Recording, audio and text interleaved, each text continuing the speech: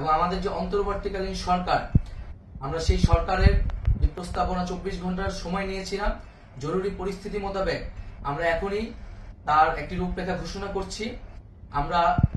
আমরা সিদ্ধান্ত নিয়েছি যে সর্বজন গ্রহণযোগ্য আন্তর্জাতিক খ্যাতিসম্পন্ন নোবেল পুরস্কার বিজয়ী ডক্টর মোহাম্মদ ইউনূসকে প্রধান উপদেষ্টা করে অন্তর্বর্তীকালীন সরকার গঠন করা হবে এবং ডক্টর মোহাম্মদ ইউনূসের সাথেও আমাদের কথা হয়েছে।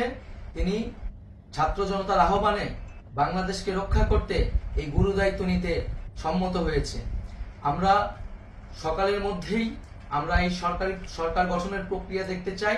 রাষ্ট্রপতির কাছে আহ্বান থাকবে যে দ্রুত সময়ের মধ্যে ডক্টর মোহাম্মদ ইউনূসকে প্রধান উপদেষ্টা করে অন্তর্বর্তীকালীন সরকার গঠন করা হোক এবং এই অন্তর্বর্তীকালীন সরকারের বাকি সদস্যদের নামও আমরা সকালের মধ্যে ঘোষণা করব।